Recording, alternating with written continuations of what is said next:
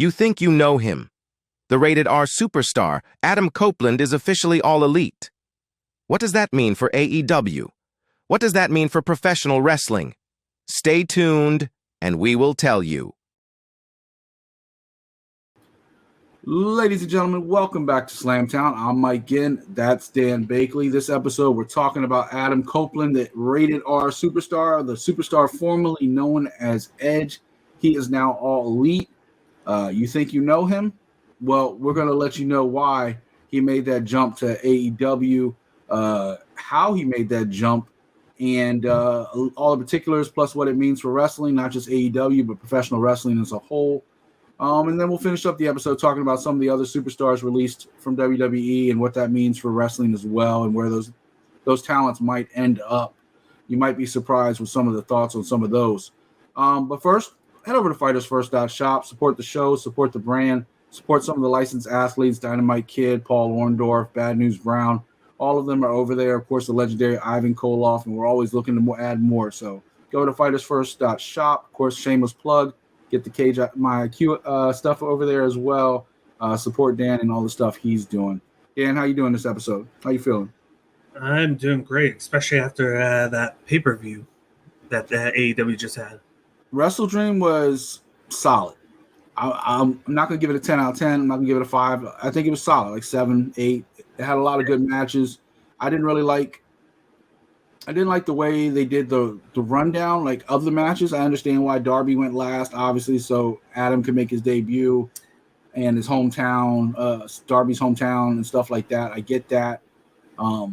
But just the rundown of some of the matches kind of one trick I would have done was I would have had Danielson and Zack Sabre Jr. open the show. Like, that would have been nice. It was being rumored to be. Then it would have been a lot better. You would have opened and edited with 2 great matches. Yeah, no, that would have been good. Chris Jericho always says the most 2 important matches are the first and last. You don't want to be in the middle somewhere. Yeah, and which is ironic because he's almost always in the middle nowadays. But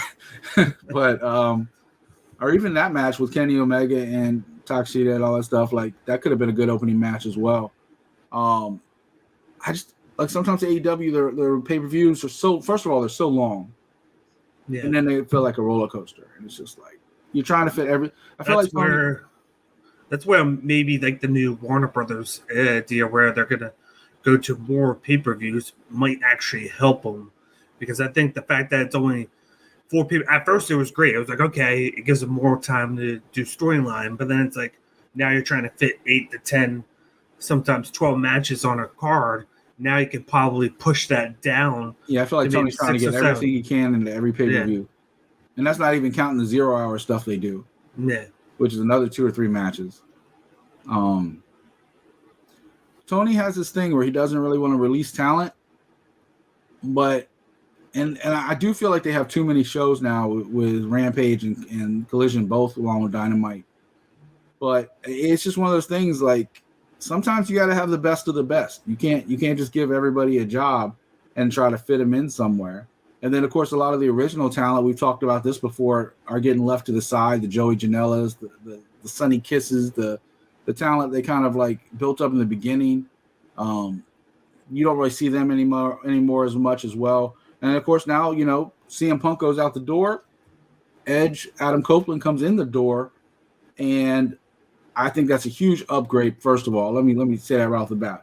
I know the plan at one point was probably to have both of them, but the fact that you got rid of a quote unquote, I'm not even gonna call him a cancer. I'll just say a polarizing figure, right? Because you either loved or hated the guy. There was very few people in the middle. And if you were working with him and he was one of your friends, you loved the guy, he was great. If you weren't, he was a cancer. And it's been like that his entire career. You bring in Adam Copeland, and other than the time with Matt Hardy and Lita, nobody has a bad thing to say about him, right? Like, this guy is always passionate about what he does, whether it's wrestling, acting, just life in general, with him and Beth living, with their kids and the way he treats that. You're talking about a good guy to bring into a locker room that's chaos right now. And people wonder what would happen post CM Punk. I think AEW's gotten a ton better since post CM Punk. I think whether it's intentional or just how are we going to react to something bad happening, they've all stepped up. All the talent has seemed to step up. The storylines have started getting better. The cohesion in the matches have started getting better again. I felt like they were falling off. I felt like they were getting lazy for a while. And now I feel like AEW is kind of like, I'm not to the point where I'm like super excited about it, but I'm at the point where I'm curious again to like, okay, what are they going to do next? Before we get into Adam, how do you feel like the post CM Punk to now? Like, how do you feel the evolution has gone with AEW?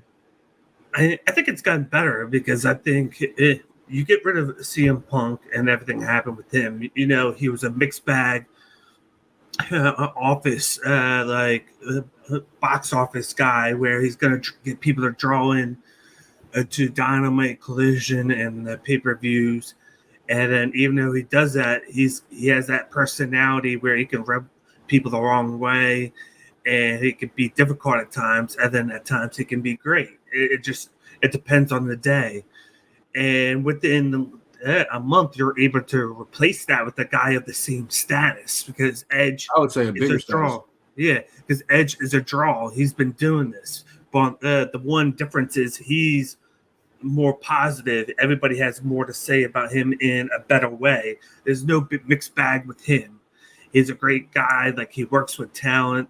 I loved on the media scrum, he's like, I'm an open book with everybody. If they come up to me, ask me something, I'm going to answer them. I'll give them my opinion. I'm here to help everybody. And I think that's a major gift for not just Tony Khan, but for all the wrestlers in AEW, because they can pick his brain, get better, get his point of view, because he's done just about everything in WWE and on a regular basis, whereas CM Punk, even though he can do that, he had that 7-year gap. And even though Edge, Adam Copeland had that 9-year gap, yeah, and had that gap, he's been back longer. It's also different the way they left, too, right? Because CM Punk left on his own. He took his ball and went home. Edge got forced into retirement because of a neck fusion surgery. Yeah. And I like the possibilities with him because they just said the other day, he said that he likes the freedom to where now he can do stuff that he couldn't do before. Like, he mentioned that he would like to work the Tokyo Dome. He would like to work New Japan, and the possibilities of wrestlers there that he's never had the chance to even like meet or. Let's slow down before we start talking about the what's next. Yeah. Because we will get to some of his scrum comments. We'll also get to what he said on Dynamite this week. But let's talk about the how. So one of the big things is, how did Adam Copeland Edge go from WWE to AEW? Why, right? First things first, he did finish out his contract with WWE. That match with Sheamus really was the end of his contract. I think he had like 2 weeks after that. So a lot of people said October 1st. That's not true. I want to say I've heard multiple say his contract that was up like somewhere between September 17th and 22nd. Yeah. Somewhere in that range, and immediately he signed with AEW. That was kind of in the plans. A lot of people don't know that before Edge made his return to WWE, with the whole thing with Randy Orton and the Royal Rumble and all the stuff he did with them, he was flirting with AEW. Tony Khan was trying hard to get him to come to AEW and redo his career, restart his career, along with also talents like Lita that weren't being used very often. And when WWE got wind of that, they made bigger offers and brought their talent back home. And that's when you started seeing Lita pop back up on TV with Trish. That's when you saw Adam Edge at the time, come back and make his return at Royal Rumble, which was a great surprise. People had thought maybe the year before he was going to do it, and he didn't. So people kind of thought, well, maybe the ship has sailed. He won't do it. He's getting older. And then he did, and everybody was like, oh, my God, Edge is back. I think one of the great things for AEW is that he did go back to WWE first, because now you're talking about not only do you get the kind of rub from kind of getting a WWE talent to come to AEW, right? As much as they're hyping up, and we'll talk about this a little later, as much as they're hyping up Jade Cargill going from AEW to WWE, it's not as big of a story as Edge going to AEW. Because it's like, okay, you got one, but we got a bigger one. We got a bigger fish. And the how is and the why are almost the same thing, because one, Christian, right? Which we'll talk about the go fuck yourself, but Christian is there, which is obviously the biggest draw for him more than anything. The how is because his contract was up. He had the opportunity to do something different in his career. He's been with WWE, WWF for 27 years. I mean, you want to count an 8-9 year hiatus? Still, and don't forget FTR's there, who are close friends of him that he trains with. So I'm pretty sure he had talks with them about AEW. Well, I mean, you saw when he came back from the curtain, they were sitting there waiting, super excited, like they lost their best friend in CM Punk, and they got their other one in Edge. Like they're the happiest people in the lot. But from '96 all the way to 2023. Edge was WWE. That was his dream job. That's what he wanted to do. He said it himself. He's like, I have nothing bad to say about them. That was where I always wanted to be. That's when it worked. But I'm at the point in my career, do I retire or do I go try something new? I think the biggest question is, can his body, because we know he's gotten injured a couple times over the last couple years coming back. Tony Khan says he's going to be full-time every week. First question I have for you, Dan, can his body hold up? Well, at least Well, at least we know there won't be live events that he has to work. So at least that's one thing that he doesn't have to do. 49. He turns 50 at the end of the month. But go ahead.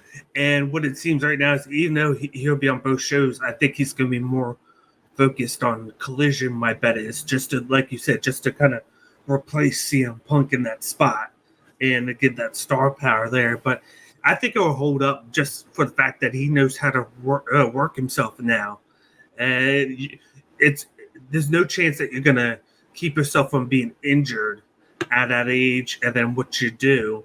But I think he's going to be more methodical with how he does things. And even though he's going to be full-time, less is more. It's going to probably be less. He's probably going to book it out to where he knows he's going to get hurt, but he's going to try and minimize everything. So, but I think he'll be fine. I think he'll be fine with who he can work with. Do you think, and I'm just playing devil's advocate, I agree with you, but do you think with his neck issues that all that travel is going to be okay with him?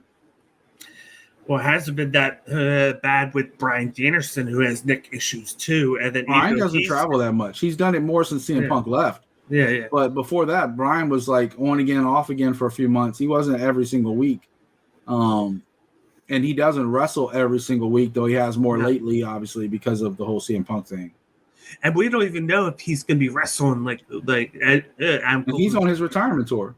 Yeah, we don't know we don't even know if he's going to be wrestling weekly. He could be just there weekly, and he could wrestle maybe every other or once every 3 weeks, once a month, or yeah. It's just a matter. He probably will be there weekly on a full-time schedule. So we don't even know that yet. That could be a way that he gets around it, is wrestle less but make appearances more. I'm gonna ask you this too. When I saw him come out, I was confused by the feature presentation into the car thing, because I thought like the stream had cut off. I thought they had like switched to like a movie or something. Like it was kind of weird, the feature presentation thing. Like if they just showed the car like going through the town and whatever, I think I would have been like, oh, who's this? But they did. They zoomed in on TV. I almost thought like, wait, where'd the stream go? Where'd the show go? I only put two and two together because I was like, okay, Darby was in the match and he has that degree and that's what he does for all of his stuff. So maybe he's the one that filmed it. Well, I mean, he did. Yeah. They're hanging out of the car. Yeah. But yeah, that was a little confusing. Then all of a sudden, he comes back and of course the Metalingus hits. Side note, that was Beth Phoenix in the beginning of that, not the actual lead singer of Alter Bridge. But and then they changed it from "You Think You Know Me" to "You Think You Know Him." That hits, and that was instant. Everybody popped. They knew as soon as they heard that. And of course, he ran out so fast. I don't think he even gave people a chance to like absorb what was happening because he was so pumped up and excited. If you notice, like the music hits and before everybody can be like, what? He's already run out on stage. Yeah. He's like, And then he runs to the side of the crowd where there is nobody, and then he's like, okay, back over here. And like, because AEW, like every wrestling show, WWE does it too. They hide the crowd a little bit sometimes. And I think he made that small change. You think, just out of respect of the WWE, because he didn't have to. No, he didn't have to, but I think it avoided any copyright. Yeah. Like, because WWE has it on their show, so it's not a trademark, but it is a copyright. Yeah, because they don't have the rights to the music anymore, like because they didn't think to They never had the rights to that music. Yeah, they had exclusive rights to use it, but it ran out.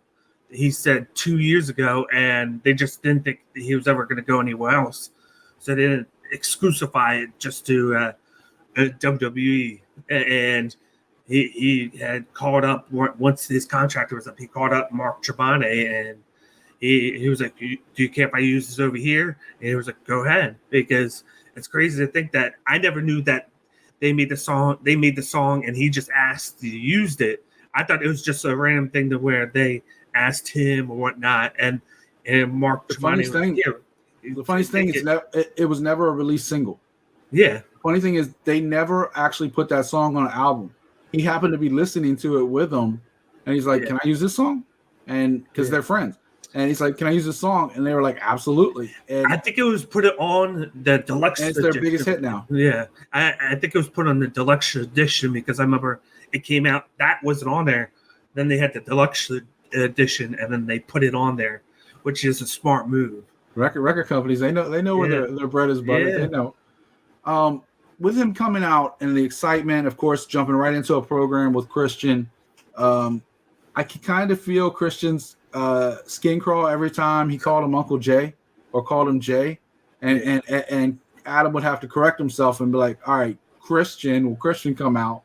And I do feel that's negative as far as undermining somebody's character, right? Like you're breaking the fourth wall, you're kind of breaking kayfabe.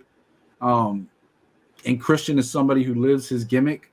I don't think there's a better heel, maybe him and Swerve right now in AEW.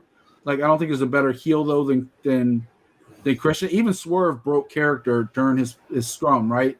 Talking about how he was excited to work with the Elite and how he was, honored that they consider him something, right?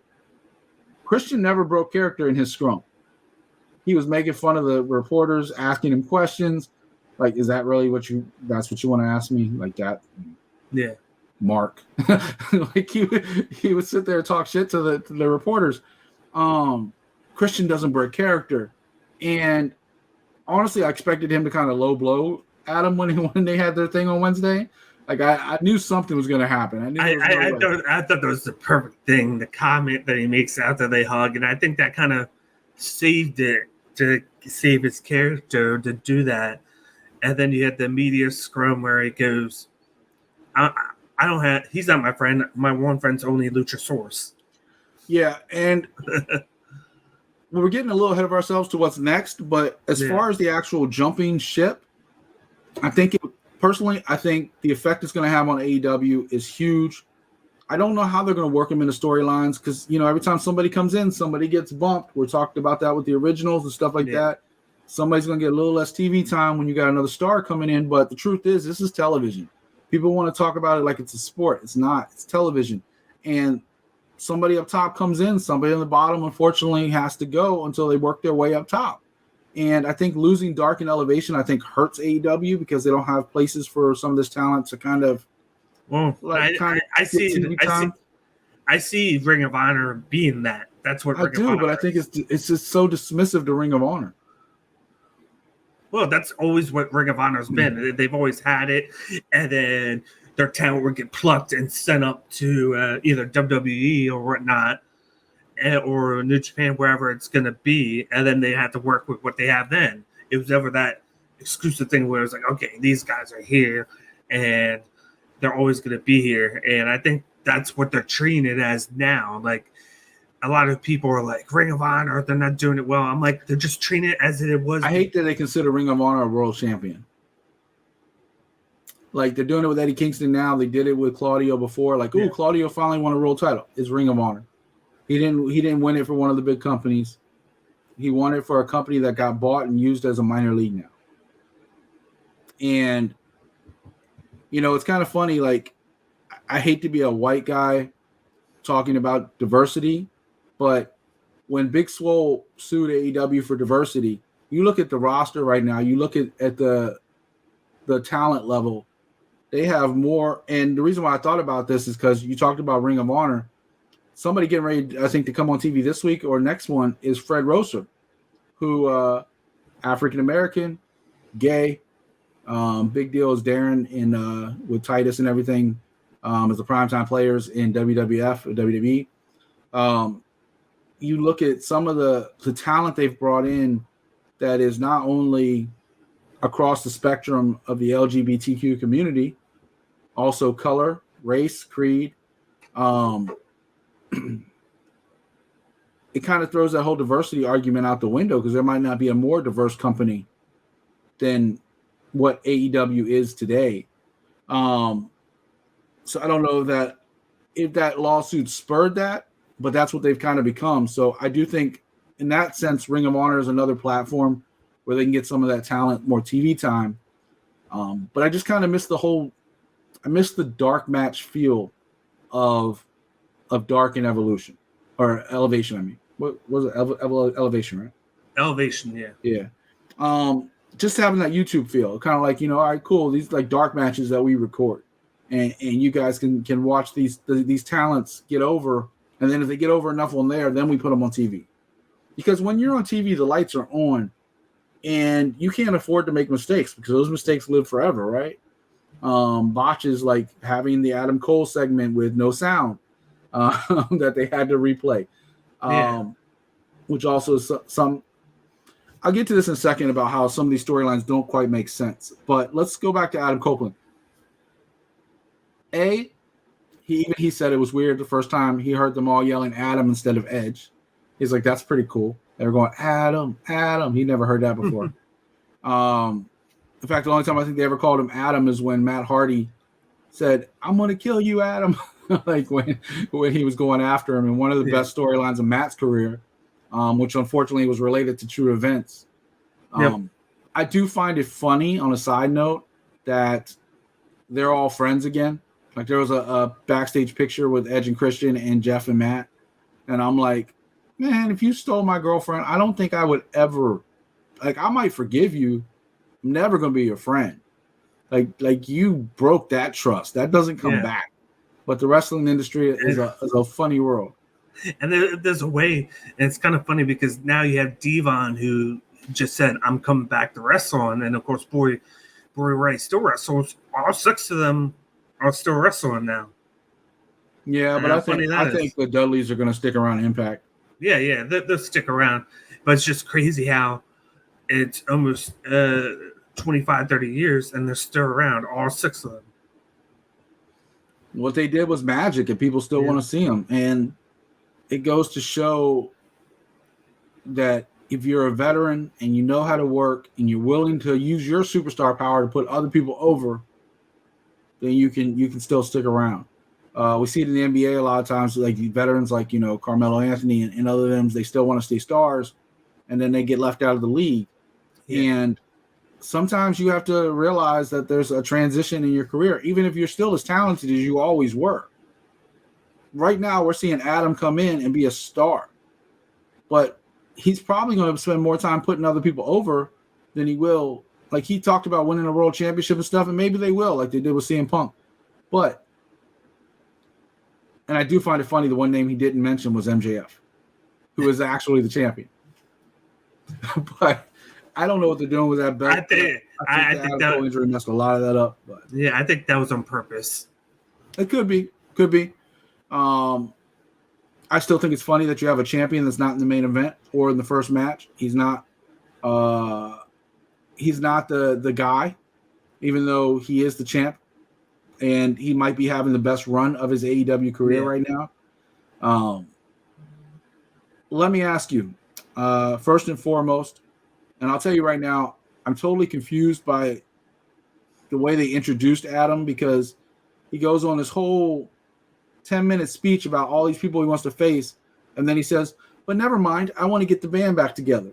Like, you just totally said all this time all these singles wrestlers you want to fight, and then you talk about going back to being a tag team. That didn't quite make sense as far as creative goes. It still sets up a singles match with him and Christian. I think that's what the plan was to. But just to even say throwing it, the tag team thing out there didn't make sense. Like, why would you say that now? That don't make no sense after you just said all these dream matches you want. Yeah. Where does Adam go from here? Like, let's start in the beginning. We know Christian, but like, how is the first 6 months of Adam Copeland going to look in AEW?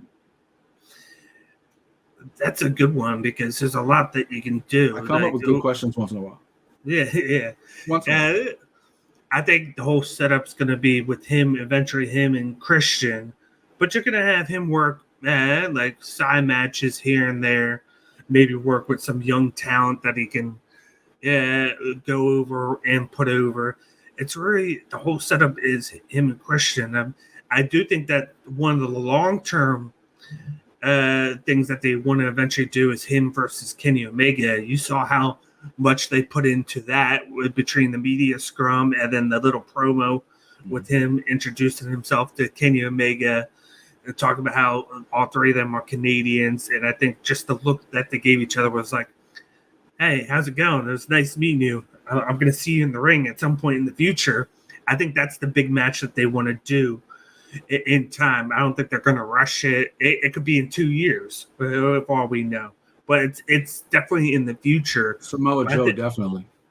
Definitely him. He dropped that name a lot. He dropped that name, and he dropped Swerve's name like 3 or 4 times. I wouldn't even be surprised if it was him and Swerve in 3 months.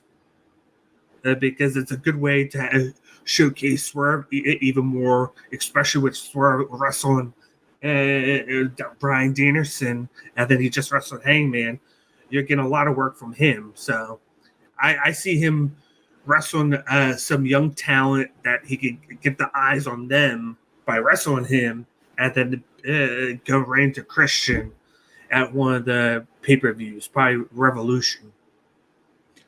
I'll tell you one thing. I'm sad that Chris Jericho is currently a babyface.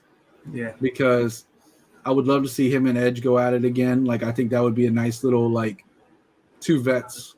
Yeah. Like, just the mic skills between the 2 of them and the matches, I think, would be kind of incredible.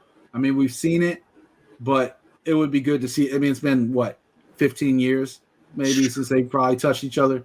That would have been really good. I think seeing him and Sting, I would have liked to see, like, Sting come out and save the day and Adam come out and, like, spear Sting and, like, have a heel run, because Sting and Edge would be another really good one I want to see. But it's kind of hard to bring in Edge, who was so, after that Toronto match with Sheamus, was such one of the biggest baby faces in the world. It's kind of hard to bring him in as a heel.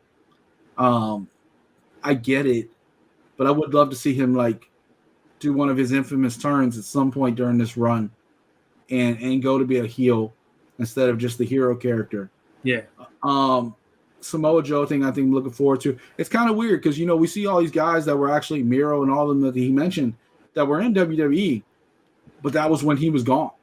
And people forget that. We're like, what? They've never actually been? No. Like, the couple appearances that Edge made during that 8-9 years he was out were very limited. And most of it was promoting Vikings and something around that during his acting career. I will say a couple things that you see when WWE talents come over to AEW that you don't see vice versa, that people like Jade have to now learn, is camera work. You look at the way Chris Jericho always knows where the camera is. You look at the way Bryan Danielson always knows where the camera is. You look at the way Edge always knows who he's talking to and where the camera is. The way, the mannerisms that Christian has. Even Swerve having that time in NXT. You see it. You look at, like, their eyes are always like, where's the camera? And that's something they're taught. Like, I remember seeing a backstage thing when Finn Balor first came to WWE, and he was doing all his stuff, and Triple H was like, that's really cool, but look at the camera. And you see the difference. They are trained for TV.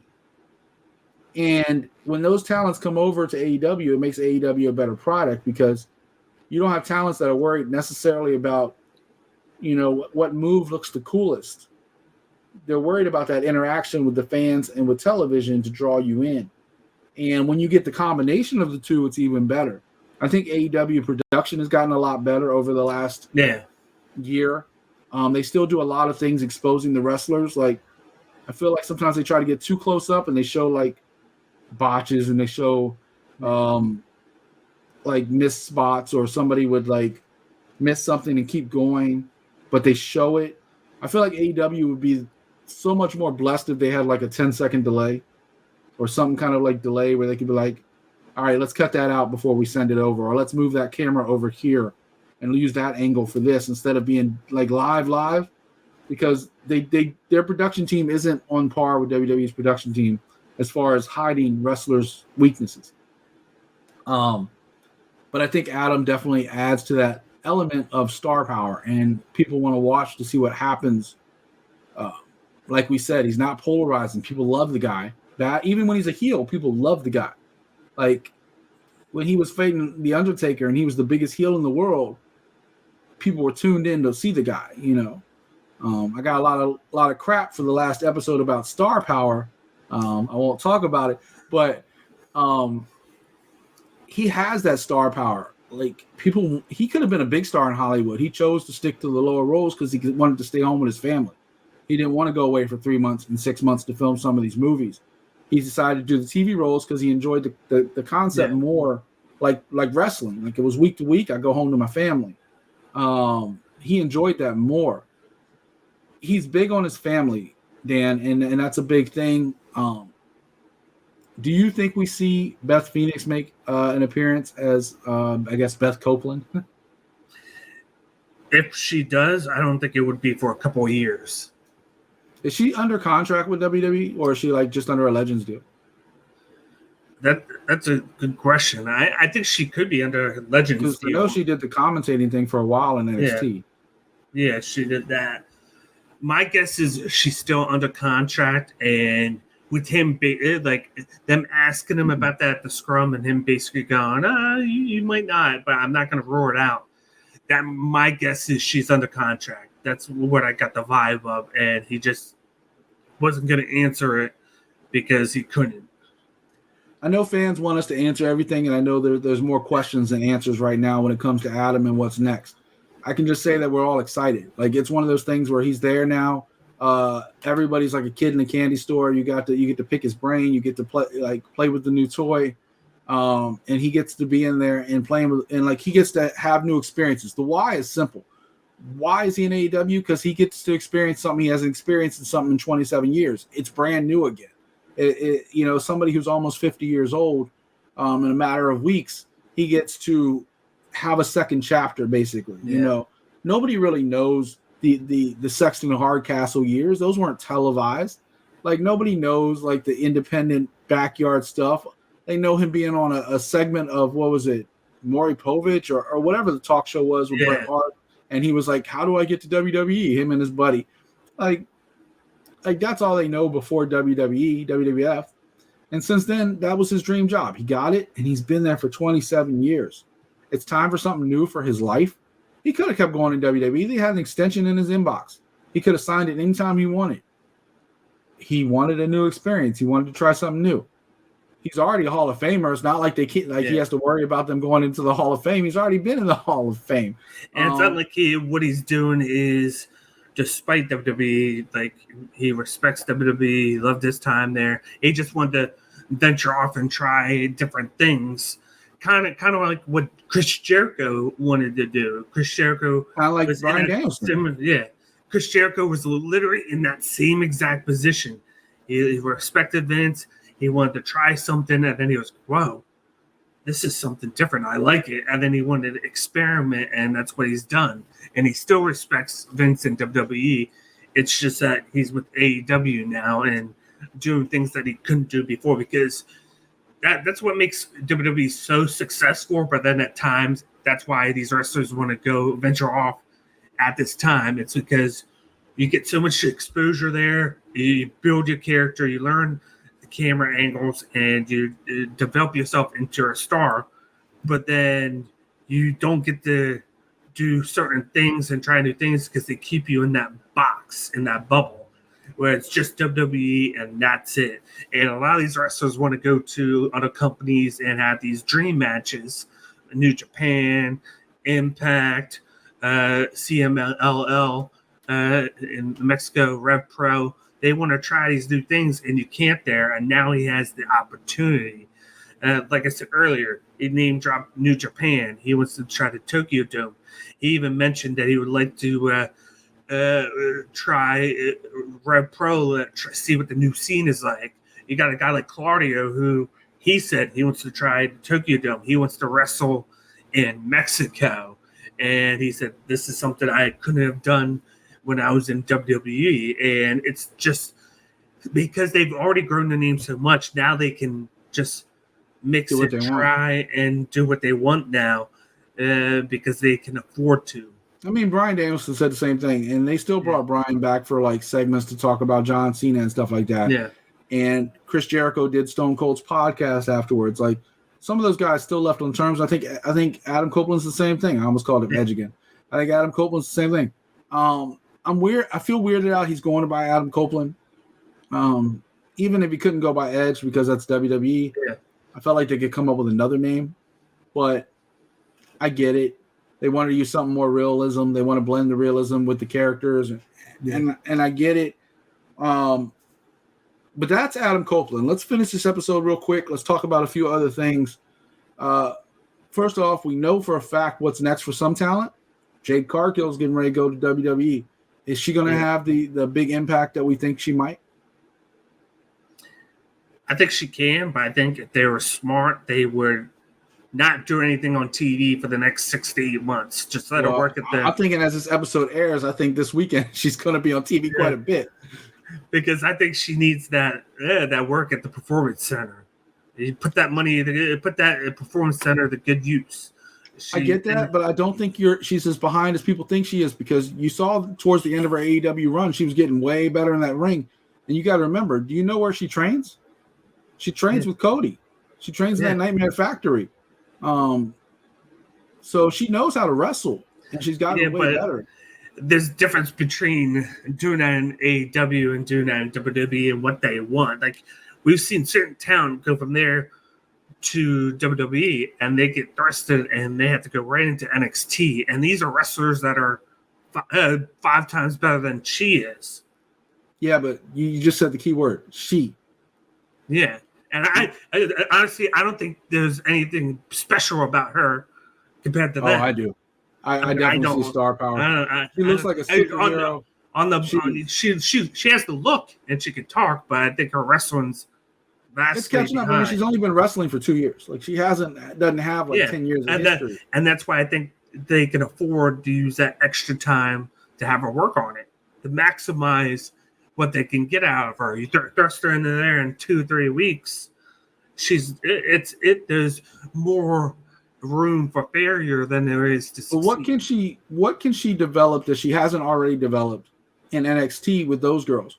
Like, those girls in NXT, other than maybe Roxy and Cora, who are kind of like at the top of the list, Tiffany Stratton, of talent wise, a lot of those girls are still learning how to wrestle as well. I'm not even saying like NXT. I'm saying just staying there, not being on TV, and working at the Performance Center. Well, I think she's been on TV so long, except for those two things with Chris Stratlander right at the end. I feel like they have to put her back on TV to keep the star power rolling. And I feel like you put her in a match. I don't want to see her and Bianca. I know everybody's screaming for that. I really don't want to see that, because Bianca, as much as I love her, she's a botch fest. Like, she makes a lot of mistakes in that ring. She has a lot of charisma, and it covers up some of her. I think she gets overexcited sometimes, so sometimes she like overdoes a move or something like that. Yeah. But I would love to see her in a ring with Charlotte Flair. I think that they also have a very similar moveset if you kind of look at it. Rhea Ripley, but I think right off the bat that they're talking about targeting her with SmackDown. So I think right there, Charlotte, immediately, so she can get a feel for being on that level, right? Working with a Charlotte Flair is going to elevate her, not only star power, but skill-wise, right? You're talking about getting better in that ring in the Performance Center. Working with somebody on that level on the biggest stage is going to make her, like pipes, right? They're going to either get better or they bust. And that's going to be a test right off the bat. And I think putting her with Charlotte would be great for her career. And I think it could elevate her if she can hang with Charlotte. Like, don't you agree? Like somebody like that can make her a lot better. No, I agree. Put her with that and then see what she does. If she does well, then you know that she can work with anybody. You got somebody like Asuka can work with you. Come on, like it's just so much talent over there. And then not even mentioning the Becky Lynches of the world, you know, who's busy like putting over like a lot of the NXT talent right now. Yeah. I just don't think there's anybody on NXT in the Performance Center that could help make her better. I just don't. Like, I don't think working with that talent is going to elevate her. I disagree. I think everybody can, because I didn't see that much from her from a wrestling standpoint in AEW, because I'm not one to like just those 2-minute matches. It doesn't show a lot. It just maximizes that she's very limited with what she can do. She did pretty good with Chris Statlander in the last match, but there was a lot of hidden things to where Chris Statlander was controlling the match, doing a lot in there to drag it on to make it a longer match because it was the main event. And I think that's something that you can learn at the Performance Center, learning to pick up the pace, do long matches. Because if she's going to win a main event WrestleMania, if she's going to be the big dog and become the star, you got to do longer than 3-4 matches. Like even Brock Lesnar, how short of matches that he has is he's had matches in the last year or two where they've gone 20 minutes because he is able to prolong it. He just chooses a lot to not have to do those long matches. There's two types of matches, right? There's the psychology matches, the long story ones, and then there's spot fests, right? Yeah.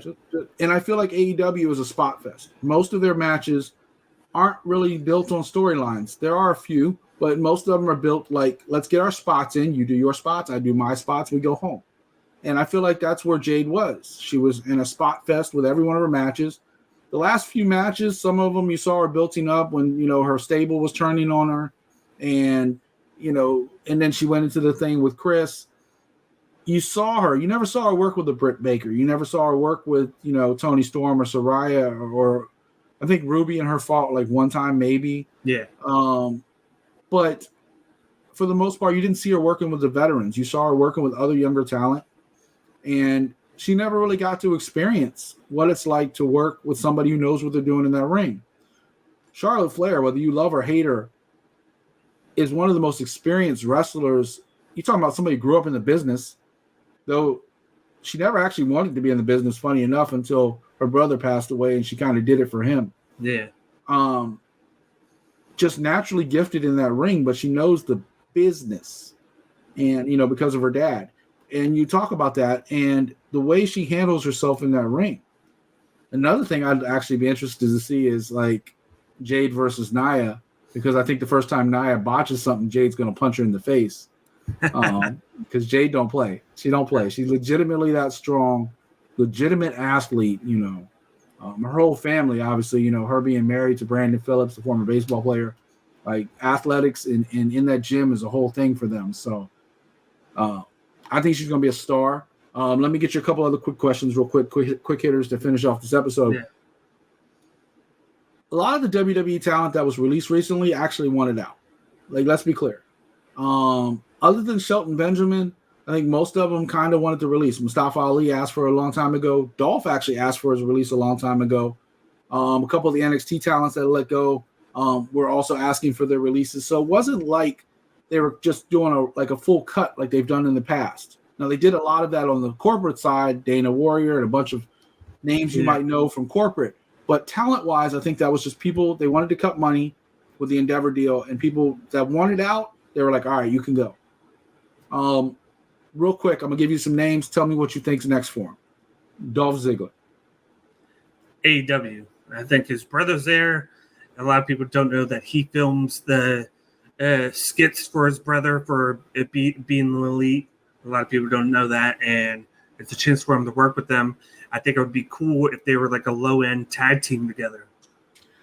I would love to see him. I wouldn't say a low end tag team. I'd love to see him come in for a few spots here and there and not do it full time. Like come in for like a Casino Royale as the Joker or whatever, or come in as like once every few months as a special attraction. I don't think he's at the point in his life where he still wants to do it every day. He's experimenting with being a comedian. So acting. He's trying to get into all that and do different things with his life. You know him, like, you know, whatever celebrity he could bang at the time. So, like, you know, he wants to spread his wings. Yeah. Shelton Benjamin. I think he goes back to New Japan. I think he has a lot of roots there. He was able to kind of rejuvenate his career after the first time he left WWE when he was there, and he has a lot of good things to say there. So I think that'd be perfect for him.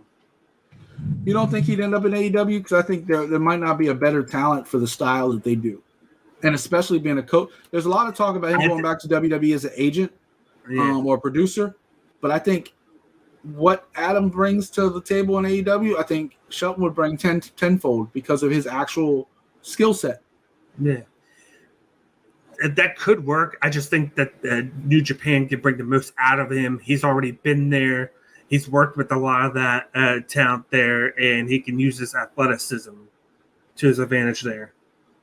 Considering AEW is kind of like the Wild Wild West, and they don't really care about rules per se. We saw what happened with Jeff Hardy getting another DUI arrest, and he's still back on TV and everything like that. How about this name? Matt Riddle. You see, we got thrown a curveball because MMA is interested in him. I believe Bellator and Bellator might not exist soon, but go ahead.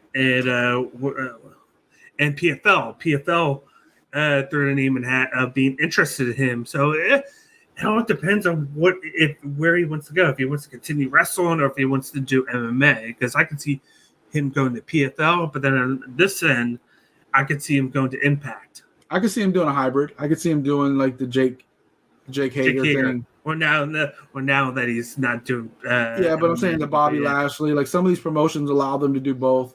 Josh Barnett does it. I could see him ending up on a promotion like Bloodsport with Josh Barnett. I could see him doing some spots here and there. I could see AEW bringing him in just because of his name. I know he has a no compete for like 60 days or 90 days or something like that because of the way he was released. It's not a traditional one, but it's weird. Yeah. But I don't think he's done with wrestling. I do think the temptation to get back into a cage is there. But what happens if he goes back into a cage and loses? Then he has no draw whatsoever. So he has to think about that too, because if he does go back in that cage, this has been 10 years. Like you better be good. You better be still what you were. You know. So Elias. Ooh, Impact. Yeah, I can see that. Character based, and then vignettes. You can really make him into something there. I'd like to see him, and another name I'll ask you about, Rick Boogs. I'd love to see them go be like a tag team together with The Rock and the music and stuff they do. I think Impact would be a good spot for Boogs too. What do you think? I think it would too, yeah. Or even, and I hate to say this because I think NWA is pure garbage right now, but I think Boogs would be a good fit in NWA the way they do their stuff. Any way that he can get in the ring and work a lot. Mustafa Ali. AEW. See, I think New Japan. I think he's going to retire. I think he's going to go back to being a cop. I've heard a lot of his close friends say that. If he goes back to AEW, he gets a rub for a second, and then he becomes one of those choreographed matches like, the Lucha Brothers and everything else like that. I don't see a spot for him. Because Bryan Danielson name dropped him, and he's a guy that was very high on they're Ali. Friends. Yeah. So I could see him being like, we got to get this guy in here. But on the flip side, I could see him in New Japan because of the junior heavyweight division, and he's a guy that could make waves there and help him out. I could see him. We spoke about Ring of Honor earlier. I could see him maybe like a Ring of Honor champion type thing. Yeah. In AEW, I think he just kind of falls in between the cracks, just like he did in WWE. Like he could have a couple spots here and there where people talk about him, but I don't see him being any different. Like to me, as talented as he is he as talented as Rey Fenix? I think they're on the same. Is he as talented as the Young Bucks? I mean, it's if you have people that are in the same, doing the same flips, the same skills, the same stuff that are already there and already over, how do you take their spot? Now thinking about it, I wouldn't be surprised if Impact with the X Division. I think that's a better fit. That's a perfect thing for him. And he can say whatever he wants. Yeah. You know, he likes to go off and do these vignettes and stuff and try to do these different ideas. He's very creative. I think he has more creative freedom in a company like Impact than he does AEW. Especially with them increasing the production value in the next couple months, where they're going to make it better. Last name, and this is a weird one because I'm not sure if she got released or her contract just expired. But what about Lacey Evans? I think she asked for a release, and then her contract wound up just running out. But that's tough. I'm going to say, I would say Impact would be a better fit, but I could see her showing up in AEW. Yeah, Impact, because I think she could use that to improve her stock. I mean, you talk about a company getting better. We talked a lot about AEW getting better since CM Punk, but Impact over the last 6 months has quietly, I would love to see them get out of the soundstage. I would love to see them do arenas again, because I think that's the plan. I think that's the plan with the production value. I think the plan to increase it. You're starting to see them doing a little bit bigger venues. It's like they're doing the mid-level venues now instead of the sound stages, but it's just enough to where I think the whole point was to maximize your return on what you're spending on it. So they're spending low on the venue, but they're gaining more money with their talent and what they make from deals. So I always thought the difference between what WWE, AEW, New Japan, companies like that do, and companies like Impact, TNA, Ring of Honor for a long time, the difference was live crowds versus studio crowds. Yeah. And Impact, even back to the TNA days in Universal Studios, has always been built around that studio. Whether it was in Nashville at the fairgrounds, Universal Studios in Orlando, they've always had that stage studio feel. And except for that 2-3 year gap where they were very popular, they did great because they kind of went to rename Impact, and then they're live each week on Spike, and then they had a better production value. And then they started losing money, and they scaled back immediately. They put their head back in the turtle shell and went right back to it. Yeah. And of course, the pandemic hit, and they got forced to go back into it, and they just never came back out of it. I feel like a company like that would benefit greatly from having live crowds. I mean, they have live crowds, but you know what I'm saying? Arena crowds. Same thing with NWA. You look at NWA, they basically use high school gyms, and you're talking about Billy Corgan putting his money into it, talking about how he's trying to make it into this and that, but he continues to basically downplay it and save money every chance he gets. And unfortunately, you can't make money if you don't spend money, and especially in that world. So I always feel like it's a difference. We talk about where some of these talents are going to go. Very seldom do we say an Impact or something like that, but Impact has gotten a lot better.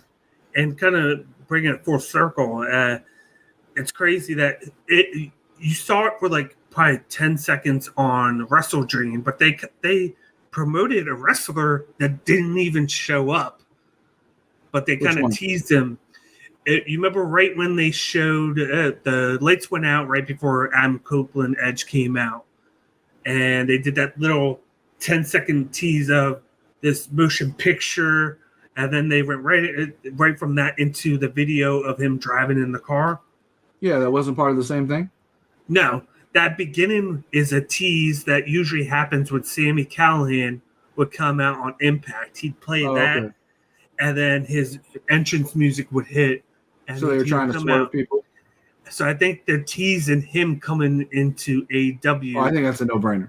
Yeah, because of him and Moxley, I think without people even thinking it's him. It's them just throwing because he's a free agent now. Like his contract's already up. He can do whatever. I think out of any of the talent, we don't know where they're going to end up. I think we know where he's going to end up. Yeah, because of them, and then him and Moxley. Like I think it's inevitable. But I think they wanted to throw a tease out there without people really knowing. He would have been there 6 months ago if it wasn't for his contract getting extended.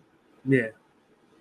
All right. Let us know in the comments what you think about Adam Copeland's debut with AEW. Let us know what you think is going to be next for Adam Copeland. The who, the wow, the where, the why. Leave a comment. Let Dan and I know. And on a side note, let us know where you think some of the talent. I mean, by the time this episode airs, we usually record it one day and release it the next. So who knows what's going to happen on Friday and who debuts it where and when. But that said, let us know about Dolph, Shelton, Matt Riddle, all the guys and girls we mentioned. Let us know about a few that we might not have mentioned, where you think some of the other talent's going to go. Let's get the conversation going. Keep Slamtown rolling. For Dan Bakley, I'm Mike Ginn. We'll see y'all next time. We're out.